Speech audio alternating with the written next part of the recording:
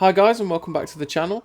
Today I've got 3 replays in the Object 430U, and if you couldn't guess by the title, it's 3 games that affected and led up to my third mark of excellence in this tank.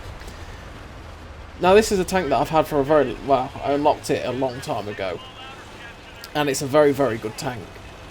It can brawl, it can just bash its way through flanks so well. It's got a good gun. It's not a sniper by any means, but the gun is workable pretty much in every way. It's got 440 alpha, which is nice.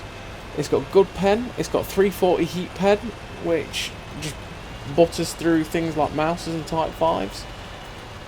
It's a solid all-round tank. Like, the mobility isn't that bad, as you're seeing right now. You know, we're nearly cruising at 50, which is nice.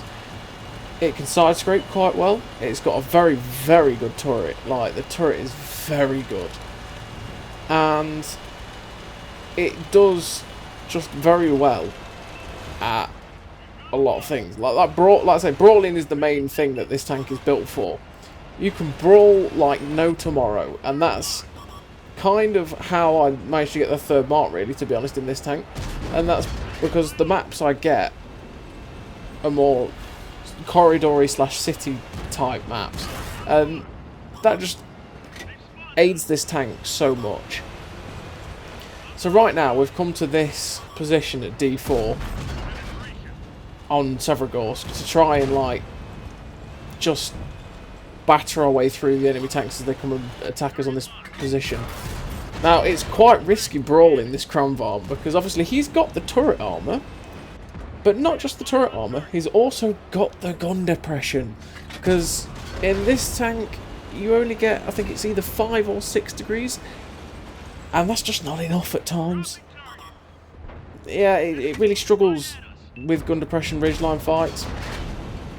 But that's not what a Soviet medium really should be doing all that much, to be fair.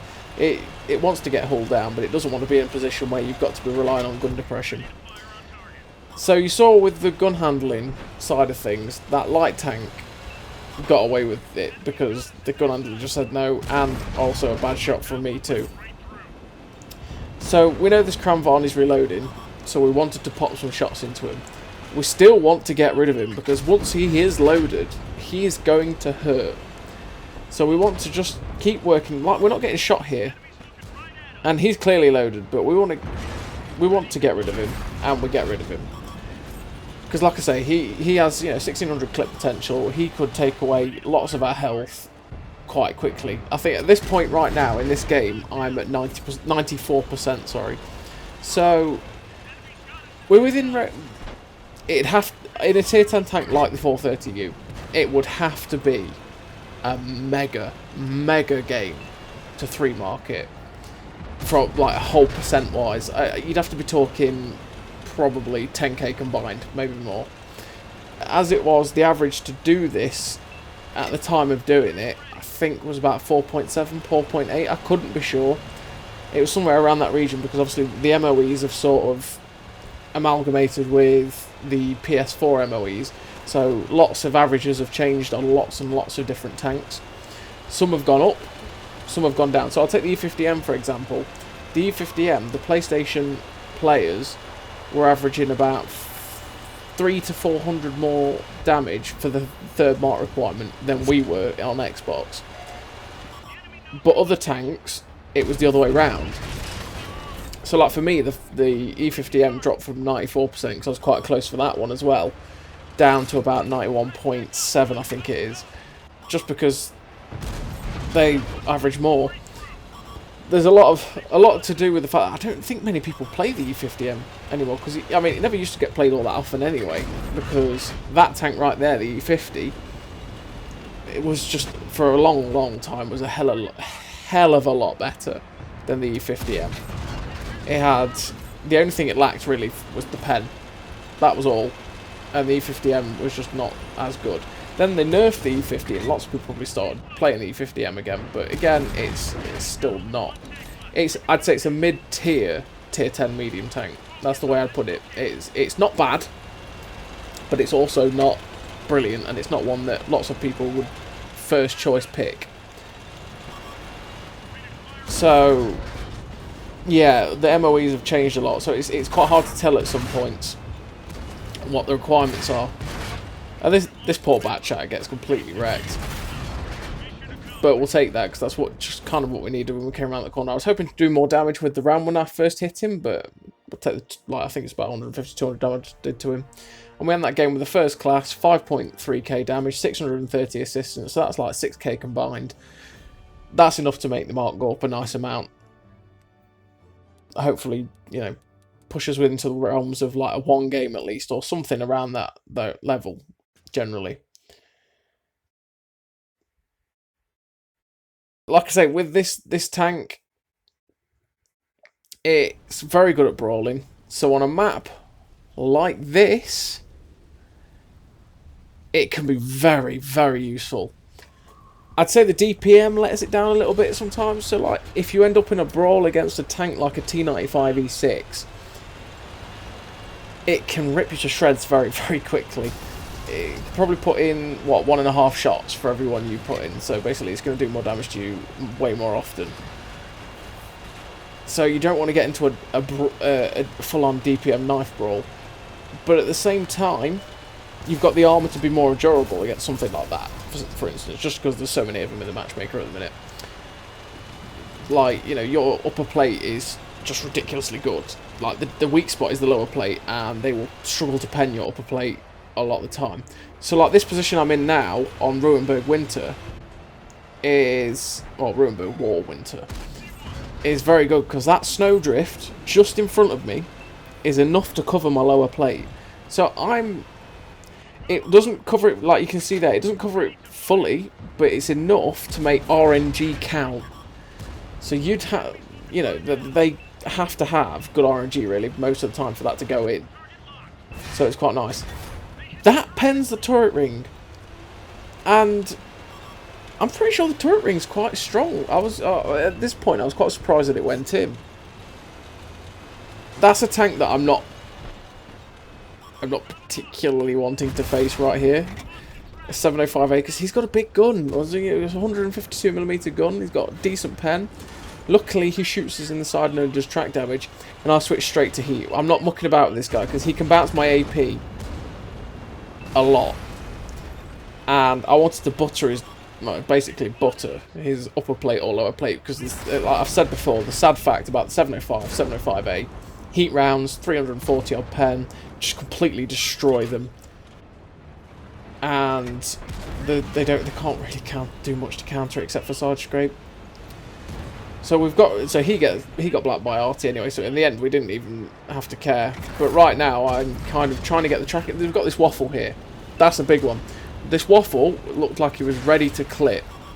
So instead of going for the damage, I tracked him, because right there we got 1,000 assistance, which is going to be helpful in the long run for this mark. Because I have had quite a few games. I've been at 94 like at least two times before this, and I've had a lot of games where they just collapsed. The teams collapsed, and I'm not talking about my team or their. Well, I'm talking about their team and my team, I should say. Their team collapses, my team collapses, both ways round. And damage is just not... I can't keep the gun working long enough to get the damage I need. With the i7, I was trying to do it again. I was trying to track him again, but I didn't lead far enough in front, so I ended up just shooting his ass instead, which... it's a shot of damage, which is nice, but the tracking, I could have got another 1,000 tracking on that guy quite easily. So, like this, that mindset of thinking how you're going to pick up the required amount of damage you need for your mark of excellence. So that tracking that I could have got on that IS-7 would have definitely pushed me over my requirement of what I need. But luckily, we've come against these T95E6s, and they're pretty healthy, which is quite nice. So I'm quite happily going to push forward. I've got enough health to eat shots, and I'm just going to keep pumping shots in where I can, try and stay ahead of my team. I get a shot pumped in there. This T95E6 obliges in driving out. We pump a shot into him. He's gone. And then the M48 pattern's got get shut down for camping. And the T95E6 is gone. There's this light tank charging through the middle. There's the artillery left, but realistically, this game's gone. and it's done. But in the end, I have 5.7k combined, which again is enough to make the mark go up. So any progress is good progress at the end of the day. You've got to take any progress you can make. So we're at 94.89%. And now I'm knowing that the next game, really all I've got to do is about a fight. Well, I'm saying that 5k will probably move me up again. And I'm hoping that would be enough probably to just finish this mark. It would be the minimum. It would definitely be the minimum I'd need. So we get Himmelsdorf. And right now, like I've said, the 430U is a good brawler. It can act as a heavy tank, to be honest, quite reliably. It's got a heavy tank gun. It's got armour that's comparable with a lot of heavy tanks. In the fact that its upper plate bounces so many shots. Its side armour's good enough to just side scrape quite well against most guns generally. Its turret armour's a beast, although I've had a couple of shots pen the turret ring. Like I said, I've not checked it out, but I'm pretty sure that's quite a strong place to shoot, but it still goes in. So as much as this map would still be quite good for the 430U, I'm still kind of cursing it, because number one, how their team plays it, and number two, how our team plays it, number three, it is a knife fight map. And my big thought is, if the teams go sideways quite quickly, I can't keep up with the damage at times in this tank in terms of the DPM. And this is a map where it can go sour very, very quickly.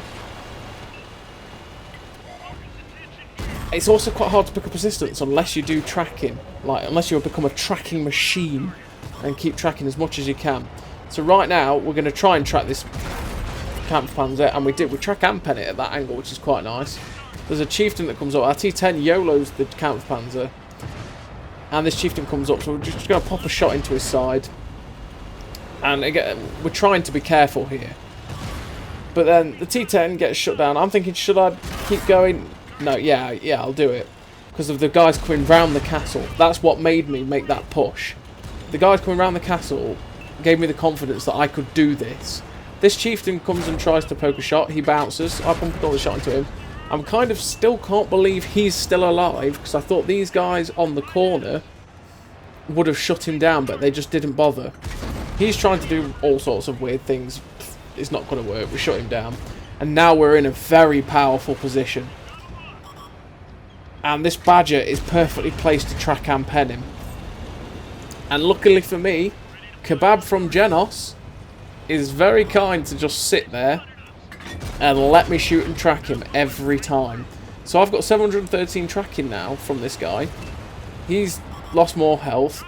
I could shoot him, but at the same time, I want the requirements. I could have shut him down, but I want the shots into the FV215B, because I need that damage. I'm not losing percentage again in this tank, because it's very irritating when a requirement's when the tank's quite difficult to get a third mark, and you just keep dropping. So right now, I did shoot the Badger because he was the only one I could have shot, and I bounced the lower plate because I hit the middle. The middle is not a weak spot. So right now, I could have charged with my team down the left towards this FV215B, but then I'd have had to get ahead of them all. So what I've done is cut down the right and got behind him. And we're going for that tracking shot. We track him, damage him, and we're hoping now, team, please shoot him. Thank you. One more. Good. There we go. 1300. We're definitely over the percentage we need now to get movement.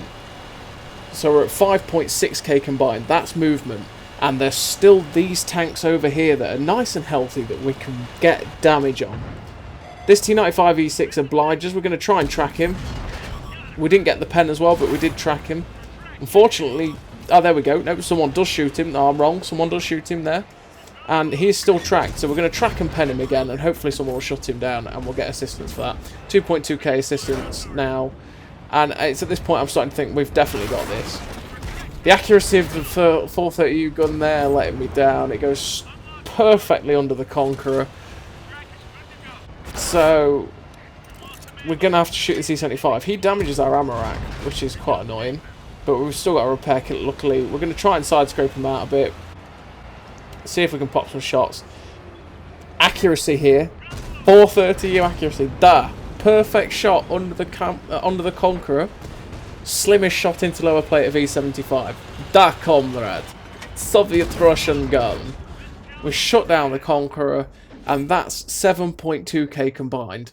And I know mostly for sure that this is going to pop up now. Bang. Ace Tanker, third mark of excellence, and the Confederate. And just like that, that's the third mark on the 430U. It's a very, very enjoyable tank. I would highly recommend anybody to get this tank because it's a lot of fun. It's quite forgiving in a lot of ways. Gun's good, armor's good, mobility's good. It's a very solid all-round tank. And it's well worth grinding through the 432 to get this. I'd definitely get this over the K91 and the 430. Or, I don't like the other two, but get this one first, okay? That's my recommendation. So, as always, everybody, thank you very much for watching, and I'll see you next time.